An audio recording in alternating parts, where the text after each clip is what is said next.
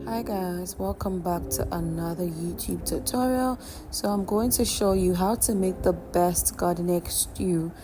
Okay, you're going to love this so much. Please make sure to try this recipe. So for this, we're going to be using some cow meat, which is what I want to use. Use any protein of your choice. Wash it very well. Then I added in some blended onion, blended ginger, and some blended garlic as well.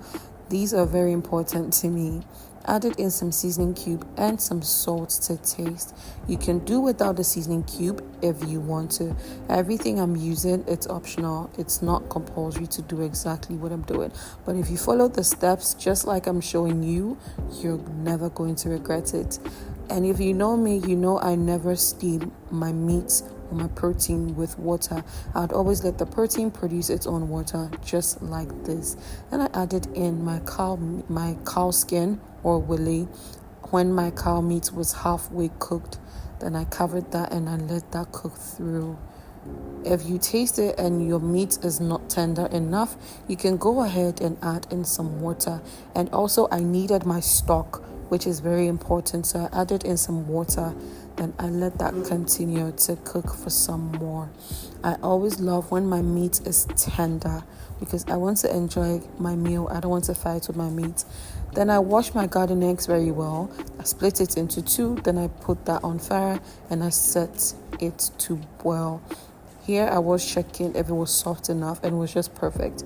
So over here, what I did was I separated the seeds and the skin from the actual food.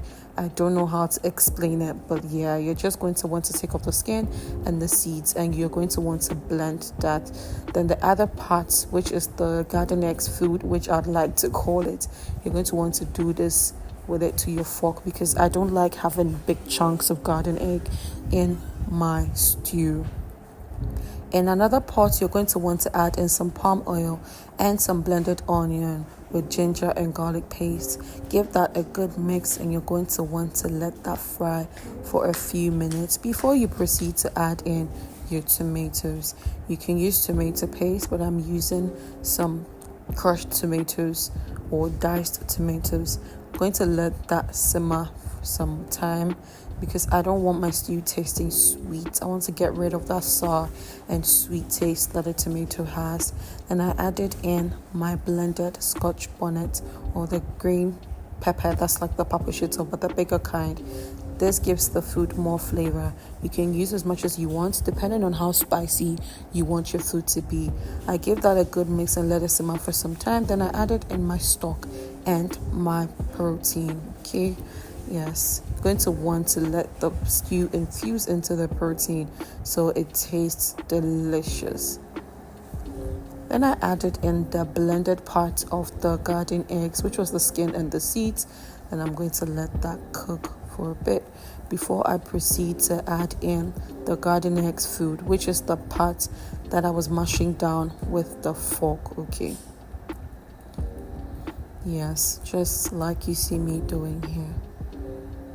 You're also going to want to be gentle because you don't want to create a mess. Imagine when you're done cooking and you're so exhausted and now you have to think about the stress of having to clean up.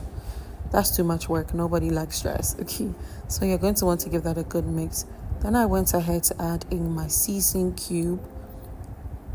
Gave that a good mix, and I would always say that you can add salt, but you can never take away salt from a meal. So when I'm using seasoning cube, I'm going to want to add the seasoning cube. Make sure I mix it very, very well. Taste it, and if I need salt, then I proceed to add in some salt because I did add in some salt when I was cooking my meat, and I used the stock as well. The wele was very, very soft, so I added that in lastly because I didn't want it to, just mush into the food. I wanted to be able to see my wele and enjoy it. So yes, giving that a good mix. At this time, my garden egg stew was all done. It was looking delicious and it tasted amazing. Look, you're going to want to try this recipe. You're going to love it so much. This can be enjoyed with rice and pissy, whatever you want. Try this recipe and let me know.